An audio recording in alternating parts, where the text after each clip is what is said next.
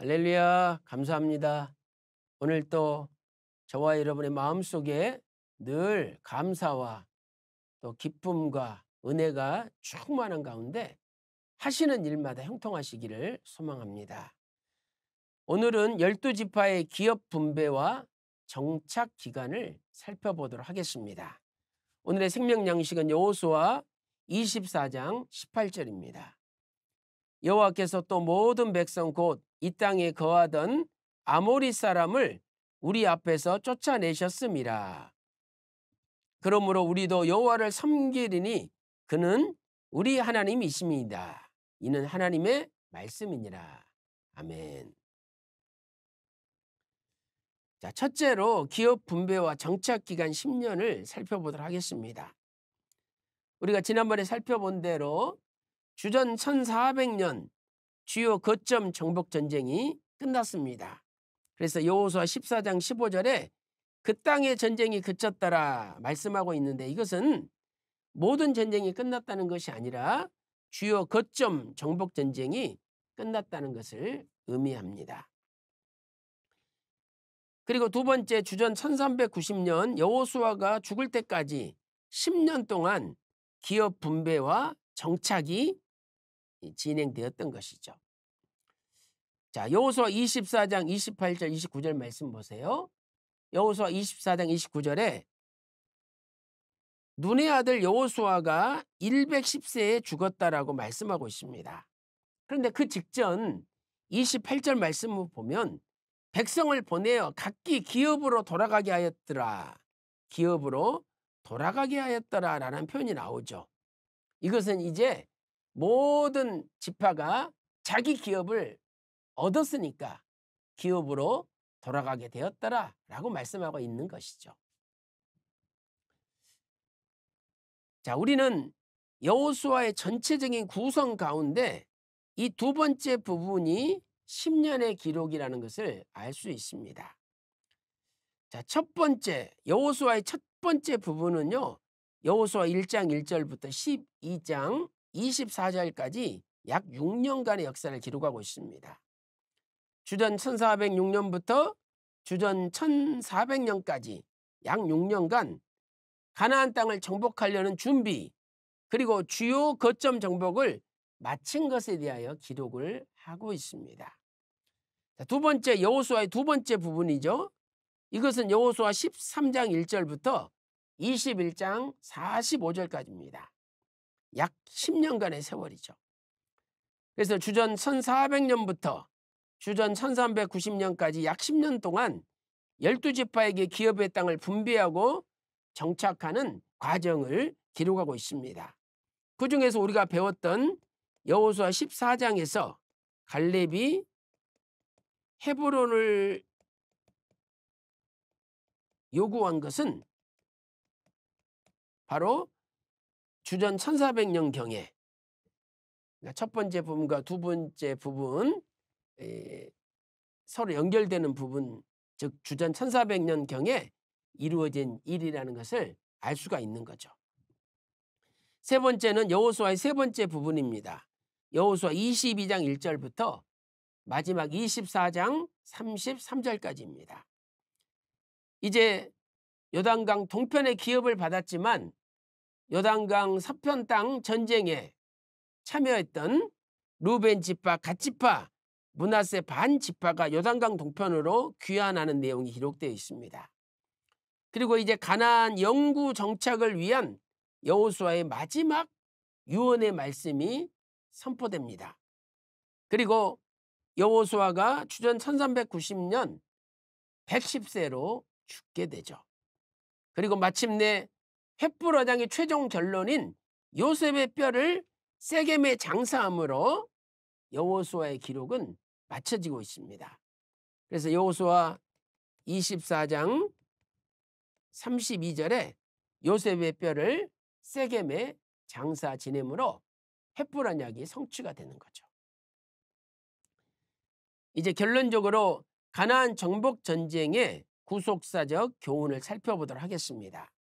첫 번째로, 전쟁의 승리는 전적으로 하나님의 주권적인 역사라는 것을 알 수 있습니다.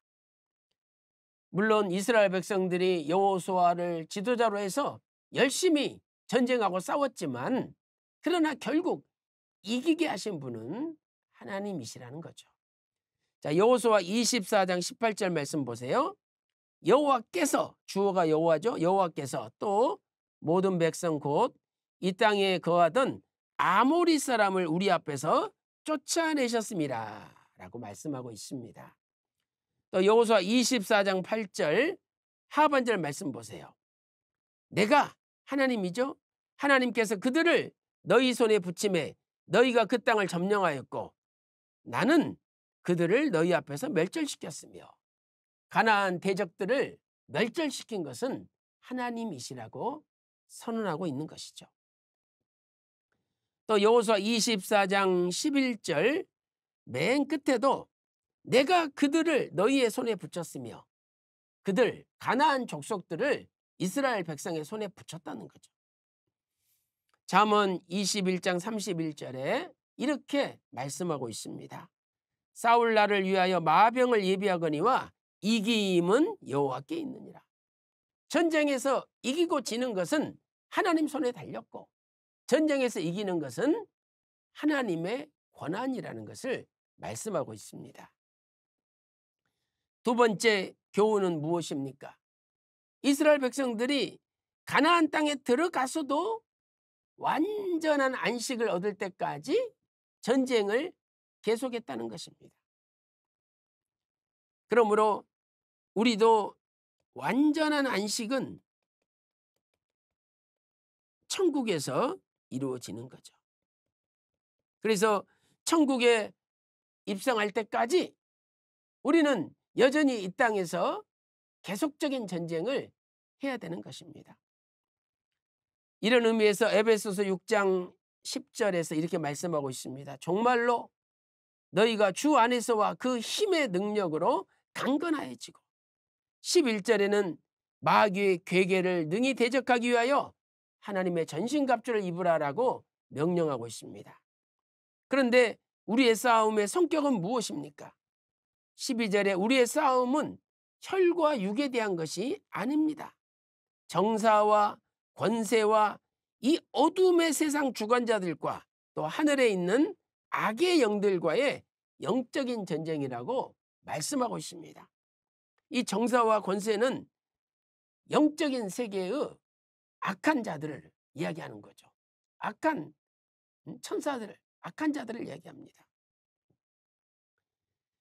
이에 대하여 휘선 박아브람 목사님께서는 잊어버렸던 만남 466페이지에서 이렇게 결론을 짓고 있습니다. 그러므로 성도가 천국 기업을 소유하는 것도 인간적인 방법에 의하여 얻는 것이 아니라 오직 하나님의 주권적인 섭리에 의하여 얻을 수 있습니다. 세상의 모든 민족 가운데 가장 작은 민족을 택하셔서 신명기 7장 6절 7절에 기록되어 있죠. 마침내 가나안 땅에 들어가게 만드신 하나님이시라는 거죠.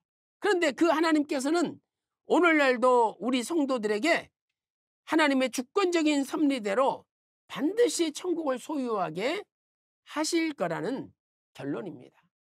그러므로 오늘 우리도 하나님의 주권적 섭리의 모든 것을 맡기고 하나님의 전신갑주를 입고 모든 영적 전쟁에서 승리하시기를 주님의 이름으로 축원합니다. 기도 올리겠습니다.